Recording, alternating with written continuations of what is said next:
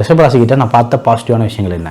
நீங்கள் ஒரு ரிஷபராசி பெண்ணை திருமணம் செஞ்சு வச்சிட்டீங்க அப்படின்னா நீங்கள் வந்து ஒரு லிட்டரலாக அவங்கள ஒரு அம்மா போல் பார்த்துக்க பாசிபிலிட்டி நிறைய உண்டு. ரொம்ப நர்ச்சர் பண்ணுவாங்க. அதாவது நான் உங்களுக்கு சொன்னேன், அவங்களோட லவ் லாங்குவேஜ் அவங்கள நீங்கள் ப்ளீஸ் பண்ணால் அவங்களோட 5 சென்சஸை நீங்கள் ப்ளீஸ் பண்ண சொன்னேன்.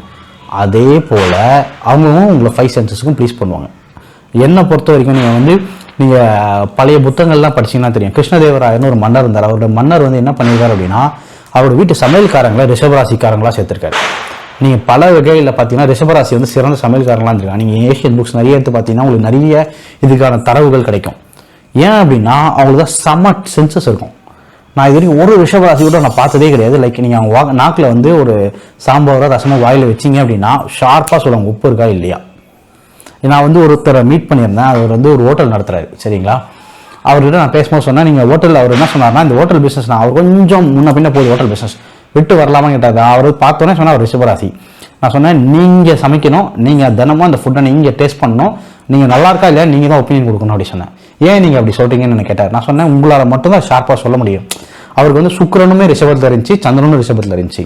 ஸோ நான் அவர்கிட்ட சொன்னேன், உங்களால் மட்டும்தான் ஷார்ப்பாக சொல்லுவேன். ஏன்னா உங்களுக்கு சென்சஸ் சூப்பராக இருக்கும். உங்கள் டேஸ்ட் பட் இருக்கும், நாக்கில் டேஸ்ட் பட் தரமாக இருக்கும், 5 சென்சஸும் செம்மையாக இருக்கும். ஸோ நீங்கள் பாருங்கள் அப்படின்னு அவர் சொன்னார். நீங்கள் கை கொடுத்தாருங்க. கை கொடுத்து சொன்னார், தம்பி என் கூட வேலை செய்கிற நிறைய பேர் இருக்காங்க, என் மனைவி கூட இருக்காங்க, ஒருத்தராலையுமே இது கரெக்டாக சென்ஸ் பண்ணி சொல்லவே முடியல, நான் மட்டும் தான் கரெக்டாக சென்ஸ் பண்ணி சொல்லுவேன். எனக்கே கோவம் ஒரு சம்டைம்ஸ் இது கூட உங்களால் பார்க்க முடியலன்னு சொல்லுவேன். நான் சொன்னேன், சார் இந்த வாரம் கடவுள் உங்களுக்கு மட்டும் தான் கொடுத்துறேன், அவங்ககிட்ட கோவப்படுறதே வேஸ்ட்டு.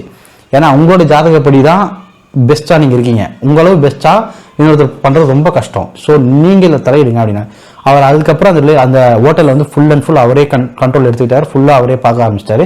நீங்கள் அந்த ஹோட்டல் பிஸ்னஸ் ரொம்ப நல்லா போகுது. ஸோ நான் என்ன சொல்லுவேன்னா, ரிஷபராசி பெண்ணை நீங்கள் திரும்ப செஞ்சீங்கன்னா உங்களுக்கு ஒரு டேஸ்டான உணவு கிடைக்கிறதான பாசிபிலிட்டி நிறைய உண்டு.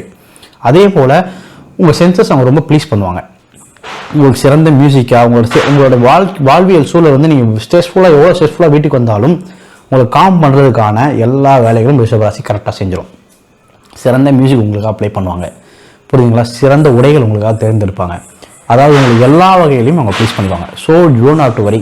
இதை நான் ரொம்ப முக்கியமான க்ரீன் ஃப்ளாகாக ரிஷபராசி பெண்கள்கிட்ட நான் பார்க்குறேன். அதே போல் ரிஷபராசி பெண்கிட்ட நான் பார்க்கக்கூடிய மிக முக்கியமான விஷயம் என்ன அப்படின்னா, ரொம்ப கான்ஸ்டண்ட்டாக லவ் தருவாங்க, கன்சிஸ்டண்ட்டாக இருக்கும். அது புரியுதுங்களா. மேலே ஏறி கீழே இறங்கி அந்த பேச்சுக்கே இடம் கிடையாது, சரிங்களா. நீங்கள் ரிஷபராசி மற்ற ராசிகள்லாம் பார்த்தீங்க அப்படின்னா ஒரு நாள் ரொம்ப அதிகமாக லவ் இருக்கும், இன்னொரு நாள் ரொம்ப குறைவாக இருக்கும். அவங்களோட ரிஷபராசி உலகத்தில் அது அப்படி கிடையாது, கன்சிஸ்டண்ட்டாக இருக்கும் லவ். ஏன்னா அவங்களோட லவ் லாங்குவேஜ் அவங்க எதிர்பார்க்கறதும் கன்சிஸ்டன்சி, அவங்க கொடுக்குறதும் கன்சிஸ்டன்சி தான்.